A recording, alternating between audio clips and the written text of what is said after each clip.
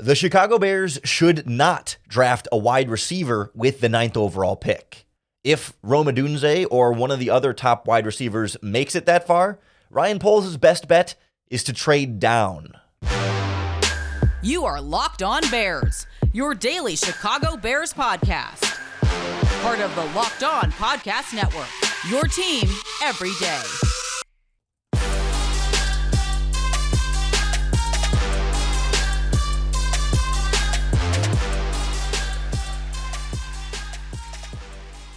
This is Locked On Bears, and I'm your host, Lauren Cox.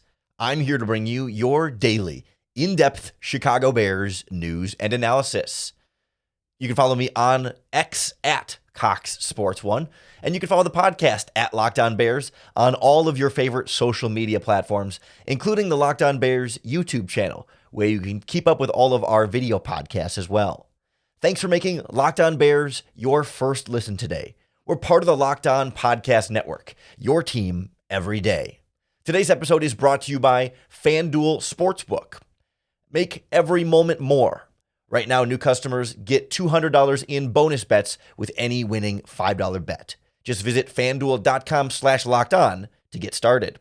On the show today, I'll explain why the Chicago Bears should not draft a wide receiver with that 9th overall pick, why it's not in the best interest of the franchise right now to invest that much at that position. Regardless of how good Odunze, Malik, Nabers, and Marvin Harrison actually are, this is not an argument against them. It's an argument about the Chicago Bears making the most out of the very limited draft capital that they have. We'll look at why the Bears don't need to take a wide receiver that early, but should still take a wide receiver at some point. And we'll look positional value-wise, where teams like the Bears can find really good wide receivers later in this draft and don't need to invest in one with the 9th overall pick. And we'll kind of compare like how you might weigh a Odunze versus what you could get for potentially trading down from that spot if a Odunze was available.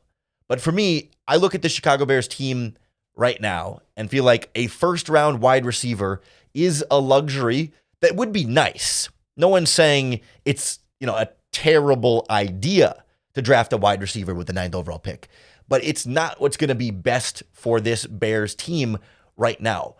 Whether it's Odunze or Malik Nabers, I don't think it'll be Marvin Harrison, but no matter which of the receivers it is, it's not an argument about the prospect themselves. It's about the value of the position to the Chicago Bears and within the NFL draft right now. The Bears are doing just fine at wide receiver at the top with DJ Moore and Keenan Allen. Obviously, you would like to see additional wide receiver depth brought in, and you can always find room for another top 10 pick at wide receiver. But that's something beyond what the Bears actually need compared to some of the other areas that they would also like to address, and that the kind of impact that a Odunze, for example, I keep saying Odunze, as in a player like that, but I realize it's making his name sound like his name's Aroma. A player like a Malik Nabers or a Odunze, the player like Odunze only makes this Bears team so much better right now as compared to other positions that would be able to have bigger impacts on this team. Odunze in the best case scenario in Chicago, or Malik Nabers or whatever, in this rookie season, he's your number 3 wide receiver. And that's valuable to have. Not to say that the Bears absolutely need an upgrade at the number 3 spot, and he would be an upgrade over that spot.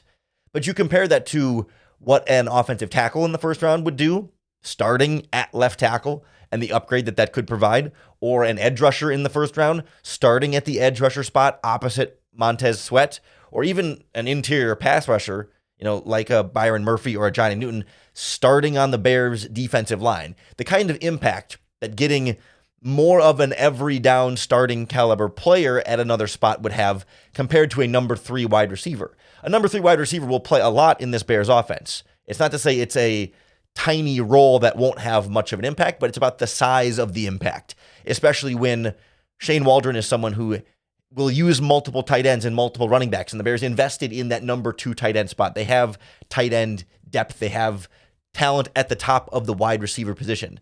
And that talent is not just any kind of talent, but it's like 2 bona fide 1,000-yard receivers. And even if you think Malik Nabers or Odunze comes in and can be a 1,000-yard receiver, like there's not enough balls to go around for all three of those wide receivers to really get your maximum value out of each of them. You would be underutilizing that rookie wide receiver as the number 3 in this offense. Or you would be underutilizing Keenan Allen or underutilizing DJ Moore. And I don't want to be using a top 10 pick on a player that's going to be underutilized. Whereas an edge rusher is not going to get underutilized. An offensive tackle is not going to get underutilized. A defensive tackle is not going to get underutilized when you're picking that high. I'm also not convinced that Keenan Allen is just here on a 1-year plan. The Bears are already in negotiations with Keenan Allen on a potential contract extension. That doesn't mean it's going to get done anytime soon. It doesn't mean it's going to get done before the season, but the Bears are clearly interested in him being here more than just 1 year. And so even if you draft a great wide receiver at 9, year 2 of that rookie contract, they might still be the number 3 receiver behind DJ Moore and Keenan Allen. You don't know exactly how many more years of Keenan Allen at a top level you might get. Maybe at some point, Keenan Allen drops down to more of that number 3 role and that other receiver can jump up to the number 2. But to me, there's not an urgency to feel like I've got to draft my Keenan Allen replacement, my top 10 caliber wide receiver.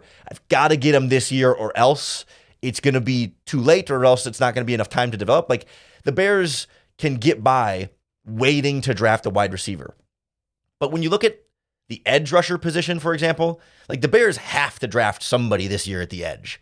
Ideally, like you would like to get an offensive tackle, but you don't have to. But specifically, like you have to get an edge rusher in this draft. But you could go through this whole draft and not take a wide receiver and sign someone in free agency. And, you know, you look at your wide receiver depth chart and you've got DJ Moore, Keenan Allen, Tyler Scott, Velus Jones, Dante Pettis, Simba Webster. Like if you add a free agent in there or you add a 3rd or 4th round pick in there, like you're fine. You don't need to take a wide receiver with the 9th overall pick. Sure, you would upgrade the wide receiver position, but it's just not going to be the best use of the Bears draft assets here, especially if one of those wide receivers is there at 9 and you have other teams that are interested in moving up to get one. Because you, as the Chicago Bears, if you don't need that number 1 caliber wide receiver, that true 1,000-yard guy, like the Bears don't need that. They need a wide receiver, but it doesn't have to be that good of a player. He can still be a very good wide receiver. It doesn't have to be an elite wide receiver. The Bears have those already.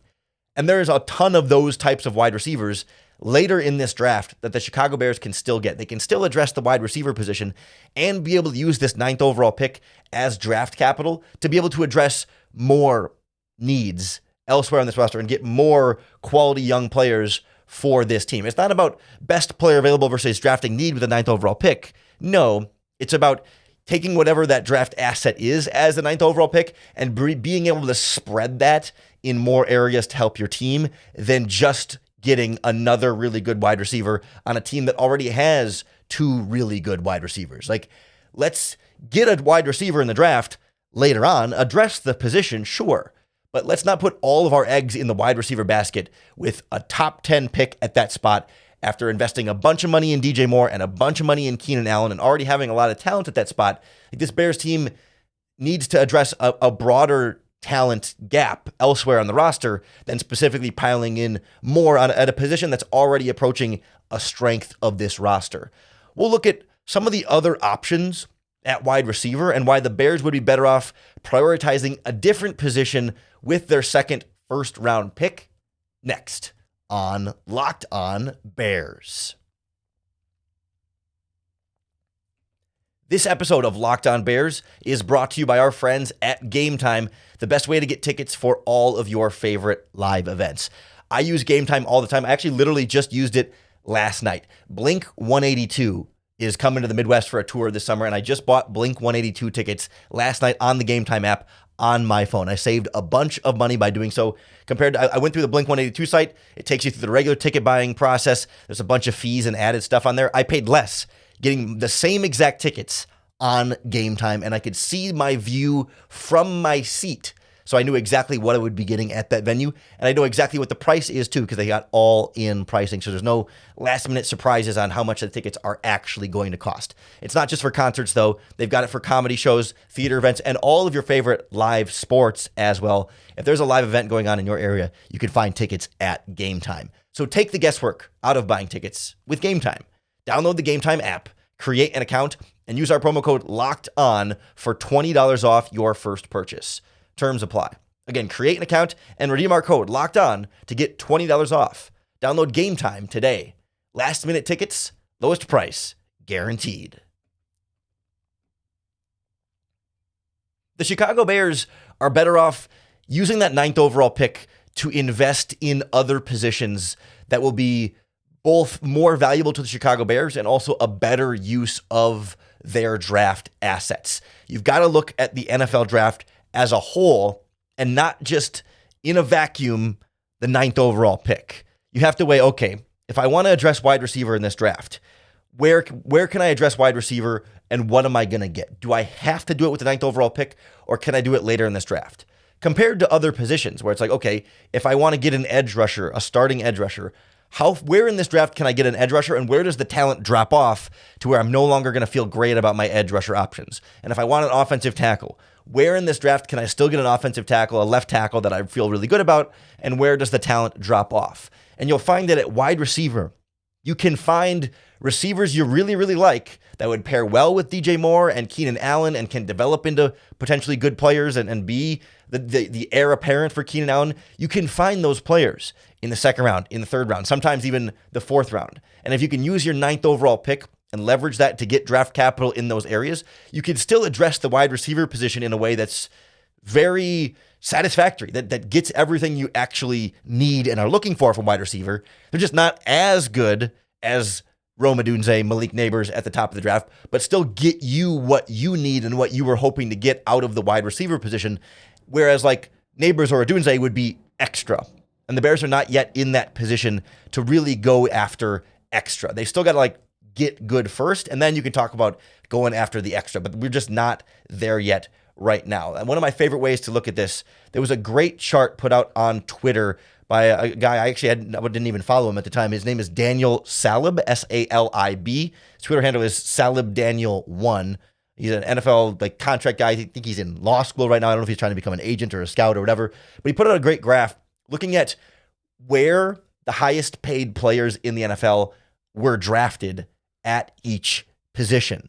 So you can, as you might expect, obviously like the highest paid quarterbacks are going to be all like mostly first round picks, right? But some of the other positions, you end up finding good players later in the draft that become highly paid. And so the average draft position of the highest paid players at some other positions is more like on average the second or the third round, right? Doesn't mean you're only finding those guys in the second and third rounds, but like over the course of time, like it balances out that the first round guys do generally tend to get paid more.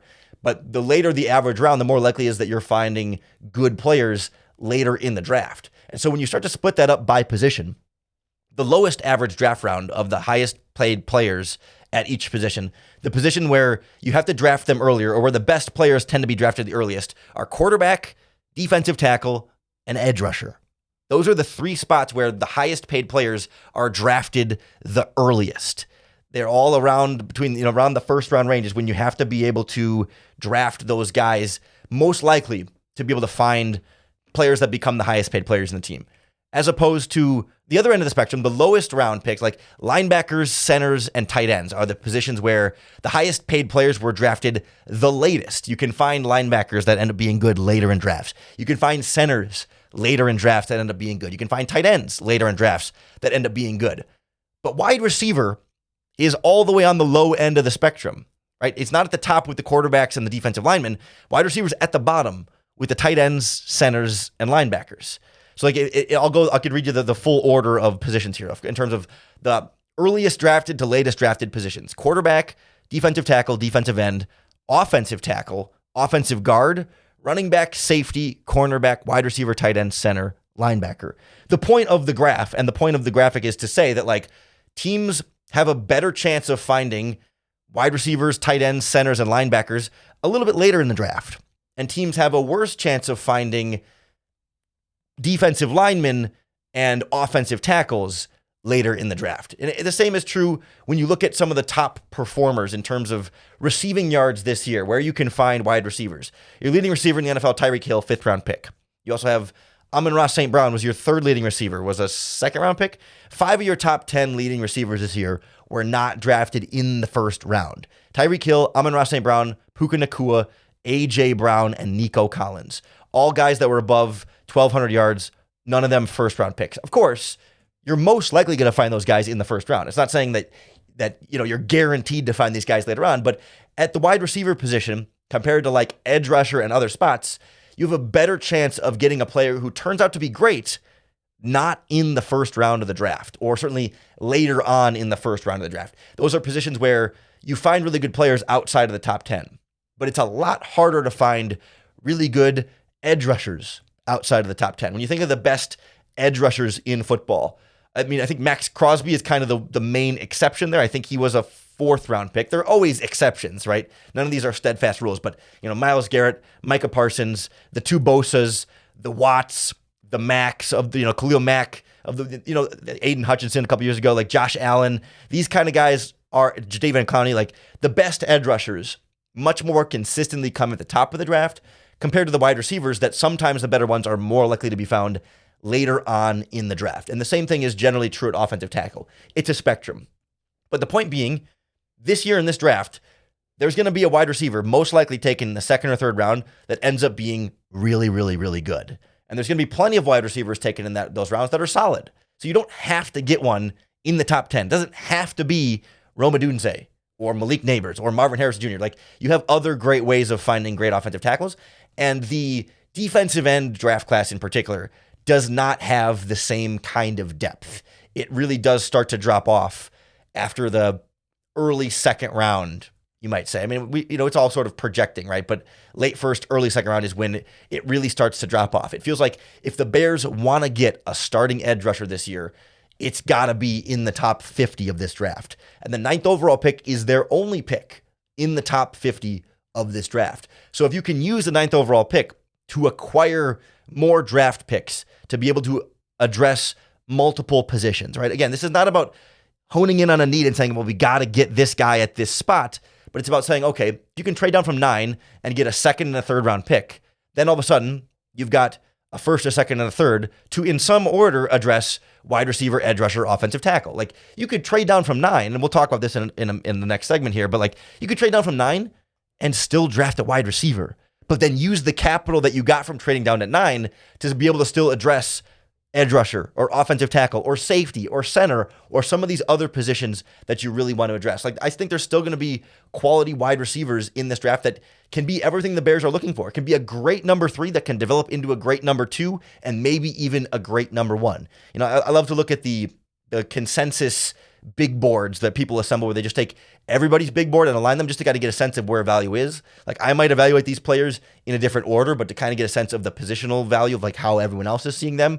If you look like just outside of the top like 50 or so, like Xavier Legette from South Carolina, 2nd round pick, Roman Wilson from Michigan, 2nd round pick, Ricky Pearsall from Florida, Jalen Polk from Washington, and Jalen McMillan from Washington, I think are both great prospects in this draft that are going to be 2nd or 3rd round picks. Or Malachi Corley from Western Kentucky, Devontae Walker from North Carolina. I'm not a huge fan of him, but but the point being, like, in this 2nd and 3rd round range, there are 5, 6, 7, 8, 9, 10 plus guys that you might like that are not as good as Odunze and are not as good as Nabers, but would add to this Bears offense, be what you need in the number 3 wide receiver that could develop into a number 2 or maybe number 1, and you'd be very happy with that player. It doesn't have to be Odunze. It doesn't have to be Nabers. Like, use that 9th overall pick to make your team better in other ways instead of concentrating that big draft asset at 9 into one player who's really, really good, but at a position that you've already invested so much into. That's what it ultimately comes down to for me. It becomes a more challenging conversation if all the wide receivers are gone at 9, and then you're sitting there deciding, okay, what do I do? Do I take an edge rusher? Do I take a tackle? Like, that's a slightly different conversation. But my point being is, if Odunze or Nabers is there, trade down. Let someone else trade up for them. Get some extra draft capital, and you're still going to get a player you like after you trade down. I want to look specifically at like what this might look like. Okay, comparing if you trade down, what kind of haul could you get? Not in terms of picks, but in terms of players. On yesterday's podcast, we looked at like what the draft picks might look like, how depending on how far down you go. We went through all the different details of what a trade down might look like. So go back and take a listen to that podcast when you're done with this one. But I want to look at specifically like, how do you weigh Odunze versus the combination of players you might get if you trade down? That's next on Locked On Bears. This episode of Locked On Bears is brought to you by our friends at FanDuel Sportsbook, America's #1 sportsbook. And say goodbye to busted brackets, because FanDuel is going to let you bet on every game of the tournament, no matter how your bracket picks have gone this season. So whether you're betting on a big upset or a #1 seed, now is a great time to get started, because FanDuel is going to give you $200 in bonus bets with any winning $5 bet. You just got to sign up with FanDuel, and on that first winning $5 bet, you're going to get $200 in bonus bets that you can use to bet on anything in the college basketball tournament, but also a ton of NFL draft prop bets available, including which players are going to go at which picks, who's going to be the first offensive lineman drafted, the first wide receiver drafted, which teams are going to draft certain prospects, and what position certain teams are going to draft. There's a lot of different ways you can use your draft knowledge to win at FanDuel. So to claim your $200 in bonus bets, just visit FanDuel.com/lockedon and bet on the NFL draft or college hoops until they cut down the nets. When you start to weigh players and not just hypothetical pick value, it becomes a much easier sell for me. Like when you say, okay, well, it's like you could have Odunze, or you could trade down for a later first-round pick and get a third-round pick, or get a second-round pick. It's like, okay, well, it's a draft pick, and you might have an idea in your head of what a third-round pick might be or what a second-round pick might be and what that player could be. It's like, okay, I guess, but am I passing on one elite player for two mediocre players? But I think once you start to put names to the list, then all of a sudden it becomes a lot easier to be like, oh, wow, like actually that sounds, I don't want to say way better, but that sounds a lot more intriguing. Like if you're on the fence about this trade down concept, but I still got you here. This is to me what would sell it really well. Like, okay, so I weigh it like, again, pick your wide receiver of choice that falls to 9. I keep using Odunze because I think it's most likely that Odunze makes it to 9 compared to Nabers or Marvin Harrison Jr. But again, it's not important that it's specifically Rome Odunze. You could make it Malik Nabers. You could make it Marvin Harrison Jr. for all I care. But I'm going to use Odunze here as my example. You could, on one hand, draft Rome Odunze with the 9th overall pick and be very happy with Rome Odunze. Or you could trade down from 9 to say, again, we talked about some of these different team scenarios yesterday, but say to 14. I'm not going to get into like the specifics of like, okay, the Saints don't have a second round pick, so that makes it more challenging, et cetera. But like, say you trade down to 15 or 14, right? And at 15 or 14, you get, I don't know, a third round pick and a fourth round pick, or maybe you get a second round pick. I mean, it just depends on how desperate this team would be. But say you trade down, and at 15, you get Leatu Latu. And then with your other pick, can you land Florida wide receiver Ricky Pearsall? Or maybe it's Jalen McMillan, the other Washington wide receiver. And I have to weigh, okay, would I rather have Rome Odunze or Latu and McMillan? And for me, I don't want to say it's a no-brainer for me, because Odunze is really good, and it's really hard to say no to a blue-chip top wide receiver. Like, it's hard. You don't have very many opportunities to add players like that. But would I rather have another really great wide receiver on this Bears team, or a starting defensive end and a good number 3 wide receiver? For the Bears right now, I would rather have the defensive end and the number 3 wide receiver. And I think you can do this with a lot of different combinations here. Like, would I rather have Rome Odunze, or could trade down again to 13, 14, 15, 16, pick up another day 2 draft pick? Would I rather have Rome Odunze or the Penn State offensive tackle Olu Fashanu and the Washington edge rusher Braylon Trice? Like, would I rather have Odunze or a stud left tackle and a pretty good rookie defensive end to rotate in that group? Like, Odunze is great, but like, if I can address multiple starting positions by trading down, that's what becomes really difficult for me. Like, is Odunze worth multiple starting caliber rookies? Some people might say yes, and I don't think that's an invalid opinion to have. I don't think there's, that's not, I don't want to say that's wrong, right? But it's not what I would say. I don't think Odunze is worth that to the Chicago Bears, right? If the Bears didn't have Keenan Allen right now, and it was just DJ Moore and Tyler Scott, well, then Rome Odunze might be worth 2 starters. Like, it's the context of what the Bears have versus what the Bears need, and being able to use that draft capital to make the Bears the most better. It's not about specifically drafting for need, but it's about getting the most value out of your picks and being able to get that value of like, would I rather have Rome Odunze, or I could trade down to say like, number 19, 20 pick up a second and a third round pick or whatever and get Odunze, or I could trade down and get like A.D. Mitchell, the speedy wide receiver. I could get an offensive tackle like Kingsley Suamatai from BYU, maybe in the third round, and address tackle in some way, and maybe get a safety like Cameron Kitchens, or get a center like Zach Frazier. Like it just feels to me like there's a quantity over quality aspect of where the Bears are picking with the 9th overall pick. That the 9th pick in particular,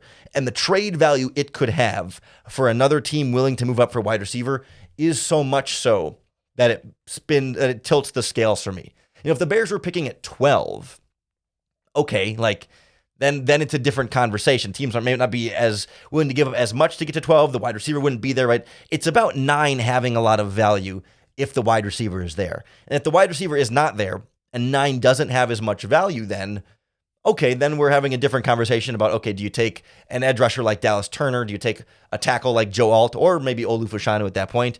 Do you consider trading down? Do you consider a Brock Bowers at that spot? Like, that becomes a different conversation. But like, if the wide receiver is there, it's too hard for me to stay there and take that wide receiver. Like, I could trade down and take a wide receiver in the first round. Like, trade down and take Brian Thomas from LSU, right? It's not about not taking a wide receiver in the first. It's about not utilizing the draft capital of the 9th pick on the wide receiver position. The amount of value number 9 has is too valuable to invest all of that in wide receiver. But if I trade down to 16 and pick up a couple day 2 picks, I could still take a wide receiver at 16 like Brian Thomas or A.D. Mitchell. And because I got those extra picks to be able to address other positions, it makes the value that much better for me, right? I'm getting wide receiver and edge rusher and offensive tackle or defensive tackle, as opposed to staying at 9 and just getting wide receiver. That's what it comes down to, and that's where I just feel like I can't bring myself to say, got to take Odunze if he's sitting there. It's if he's there, I'm trading down. If he's not there, I probably lean edge rusher over offensive tackle, but we're gonna have to talk. We're gonna have to have that as a more of a stronger, fuller conversation in the coming days and weeks here before the NFL draft. And what would the Bears do if the wide receivers are gone from the 9th overall pick? We might even do that on tomorrow's podcast. I haven't quite decided yet. But that's why you got to subscribe to Locked On Bears, so you can make sure you don't miss that conversation and so many others coming your way wherever you listen to podcasts or on the Locked On Bears YouTube channel. Those are going to be the best ways to keep up with all of our daily, in-depth Chicago Bears news and analysis. Thanks to everyone in the YouTube comments and on Twitter and on the Facebook group that wished me a happy birthday yesterday. I really appreciate that. I wasn't like fishing for happy birthdays. I'm really not a big fan of like the attention on the birthday thing. Like, birthdays are just kind of, I don't know, it's kind of weird. I hate making like, oh, it's all about me. Like, but I do appreciate the sentiment. There was at least one commenter in there, and I meant to pull up your name, and I'm going to try and do it quickly, that also claimed to share their birthday with me. I have no way of fact checking that, but I'm just going to believe in the goodness of our listeners and our fellow Chicago Bears fans watching along on the podcast. And I'm going to hopefully find it here as I try and install, and I'm not seeing it. Hold on. I got to find him so I can give him a shout out for it being his birthday at the same day as me. At Thomas Daly -up to QN. He said, dude, it's my birthday too. Happy day from Daly Lamas, I guess what he's calling himself. But anyway, Thomas, if your first name is Thomas, happy birthday to you, and thanks for commenting and sharing that it was your birthday as well. March 27th, a great day. And it was a great day for you to tune into the Locked On Bears podcast. Every day is a great day to tune in. I hope you'll come on back tomorrow for another great episode and another opportunity to bear down.